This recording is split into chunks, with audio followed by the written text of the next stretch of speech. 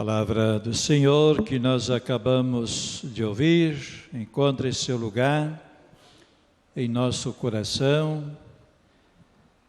Irmãos e irmãs, nós estamos no mês da Bíblia, este mês bonito que vem lembrar para nós, a importância da Palavra de Deus na nossa vida de cristão, na nossa vida pessoal, na vida da comunidade, na vida da igreja.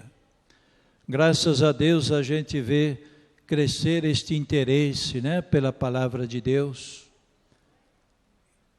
para meditar, para rezar a partir da palavra e principalmente a partir do Evangelho, Deus escreveu 2 livros para nós. O segundo livro é a Bíblia Sagrada. Como é que se chama o primeiro livro? Como? Gênesis. Vou repetir, Deus escreveu 2 livros para nós. O segundo é a Bíblia Sagrada.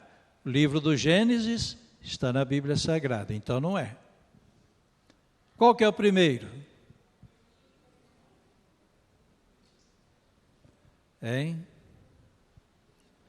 A vida. O primeiro livro que Deus escreveu é a vida. A vida de todo o universo, de toda a natureza. A vida como dom que Deus concedeu a cada um de nós. O presente, a vida que é um presente. Agora há pouco fiz 3 batizados, E dizendo para os pais, que bonito, Deus continua amando vocês e continua amando a humanidade, porque cada ser novo que vem entre nós é sinal de que Deus continua a escrever este primeiro livro, a Bíblia, a vida. A nossa vida é dom. Então, amar a vida, respeitar a vida, desde o seu nascer, o seu alvorecer até o entardecer, até a hora da nossa despedida daqui para mergulhar nesse novo batismo da eternidade, da vida eterna junto de Deus. Então aí está o grande sentido da gente respeitar tudo aquilo que foi criado por Deus. Então, o sínodo da Amazônia, da Pan-Amazônia, não só a Amazônia do Brasil, mas de todos os outros países que também pertencem, que também têm parte na Amazônia. Por isso a gente diz Pan-Amazônia, Então, falando para nós que é possível a gente conviver com a natureza, que é possível a gente desenvolver-se sem estragar a natureza. Mas a gente vê tanta coisa, não é mesmo? Pessoas dizendo o que elas não entendem e dizendo pelo prazer de dizer. A gente tem que ter cuidado, porque apresentam muita ignorância nesse sentido, Não leram a Laudato Si do Papa Francisco, não leram o documento preparatório do sínodo e começam a falar mal dessas coisas. Que coisa triste. Isso deixa a gente inquieto, deixa a gente indignado, porque não é porque eu tenho a liberdade que eu posso dizer o que quiser. Aliás, a liberdade verdadeira, ela faz construir, Faz a gente ter uma crítica, mas não atacar. Então vivemos um momento deste livro da vida que Deus escreveu, muito sério para nós, Aqueles que estão a favor da devastação e aqueles que querem e percebem e sabem que há um outro jeito de viver. Mas enquanto os pequenos forem os escravos dos grandes enquanto os grandes continuarem gananciosos, eles não estão preocupados com Deus, porque o seu Deus é o lucro. E por que eu estou dizendo isso? Porque a igreja hoje é a palavra de Deus sendo anunciada aqui e agora, hoje entre nós. E como cristão, não pode ser assim, eu gosto disso, eu não gosto daquilo. Mas eu caminho com a igreja, na unidade da igreja, como povo de Deus. Porque nossos pastores não estão brincando de ser igreja, mas são designados por Deus para levar adiante esta igreja e ela ser de verdade sacramento do reino aqui e agora.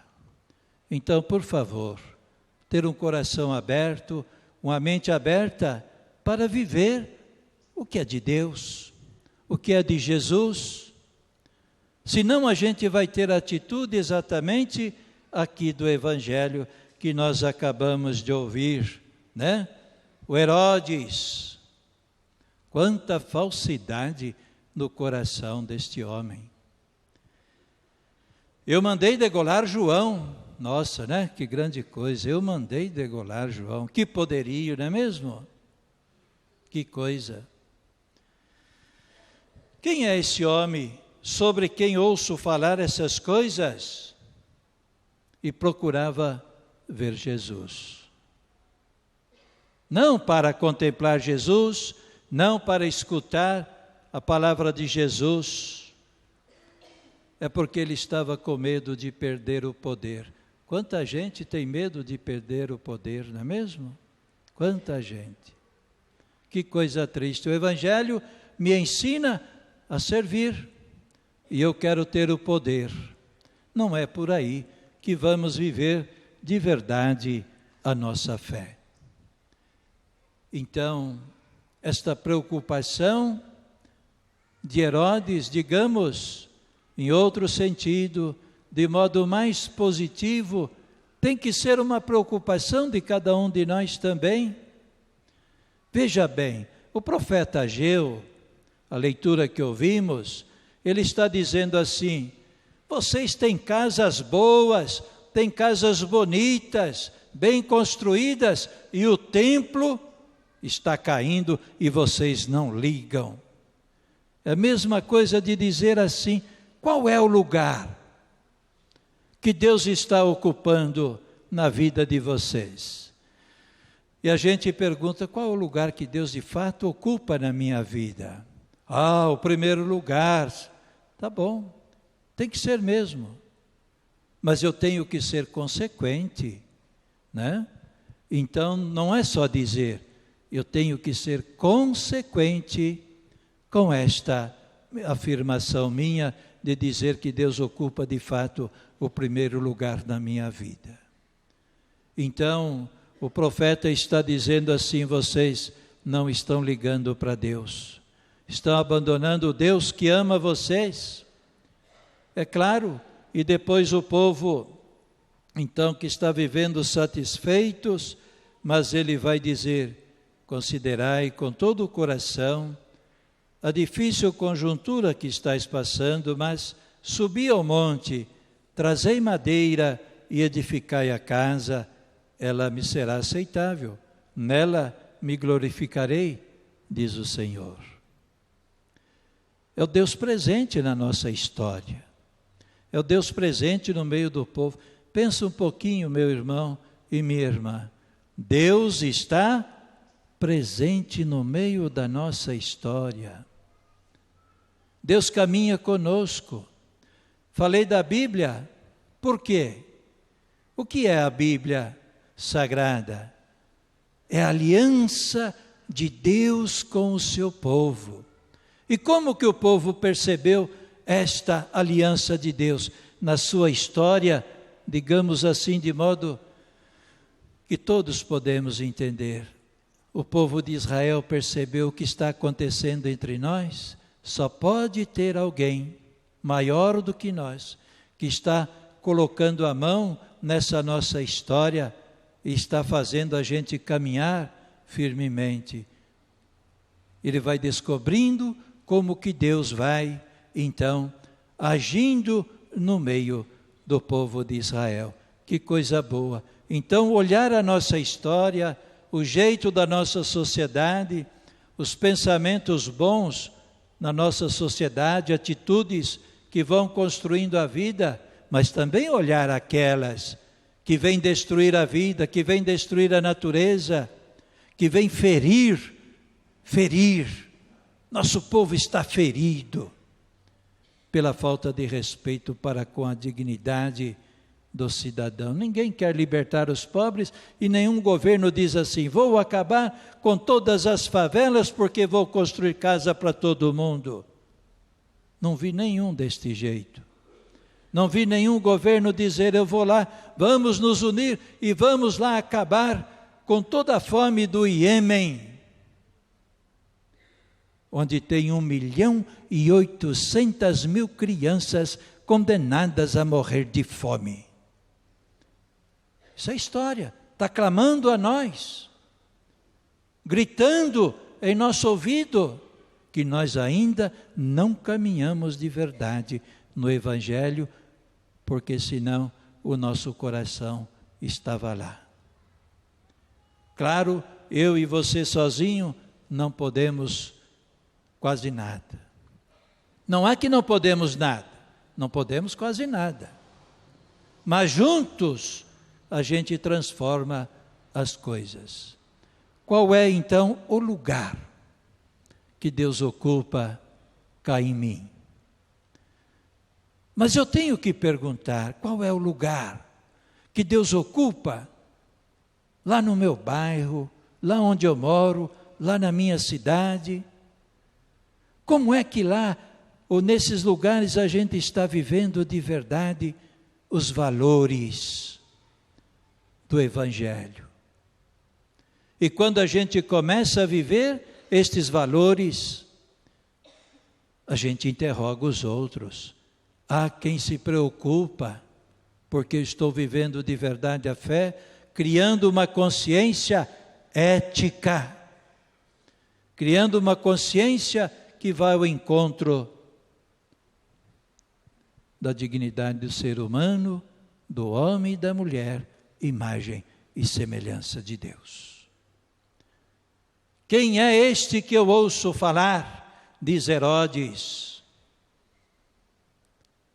Parece que é o grito da nossa sociedade hoje, que vai se tornando cheia de frieza, de indiferença para com as coisas de Deus, né? Pior do que não ter fé é ser indiferente. Ser indiferente é terrível. Certamente temos de melhorar muitas coisas aí. Esse templo de que fala Ageu, podemos entender hoje e agora no Novo Testamento, cada um de nós como templo de Deus. E como templo de Deus, Deus quer se encontrar conosco. E como templo de Deus, carregado de vida, eu tenho que estar disposto a me encontrar com Deus também. Há tantos encontros, não é mesmo, em nossa vida, tantos encontros bons, alegres, que edificam, que fazem a gente viver em paz, feliz, né? Claro. Mas há tantos encontros também que planejam o mal e a morte. Qual que deve ser o meu encontro? O encontro positivo. Zaqueu nos dá este exemplo de encontro com Jesus, um encontro positivo. Vai subir lá na árvore para ver Jesus. E a gente tem que olhar assim, será que a comunidade estava tão cheia de Jesus que até impedia outro de ver, que ele precisou subir na árvore para olhar e ver Jesus? Né? De repente, O orgulho pode estar em nossa comunidade e a gente achar que não precisa de mais nada, né? É claro, se isto houver, é muito triste. É triste mesmo, é muito ruim. Mas Zaqueu é acolhido por Jesus, porque Jesus olha não quem está perto, quem está distante. Vai acolher Zaqueu, vai na sua casa, e Zaqueu vai mudar o seu coração, vai até dizer, olha, eu explorei os outros, né? Ele vai dizer, o que eu tirei dos outros, se eu prejudiquei alguém, eu vou devolver 4 vezes mais. Foi um homem mais do que ético, porque aquilo que eu tiro dos outros, eu tenho que devolver. Né? É verdade. Os corruptos teriam que aprender a ser éticos, não é mesmo? Que tiraram de nós deveriam devolver. Mas está tão cheio de falcatruas, dá vergonha, né? Pelo amor de Deus, né? Que coisa triste. Então, mas Zaqueu vai se converter. Vai devolver para os outros, e aquilo que é dele vai dar ainda para os pobres. Veja o jeito de Jesus. Quem é este que eu ouço falar? Então, não sejamos fingidos, mas sejamos autênticos em dizer, eu quero escutar aquele que é, de fato, o meu Senhor. Maria Santíssima, nos ajude a viver de verdade a nossa fé. Rogai por nós, Santa Mãe de Deus.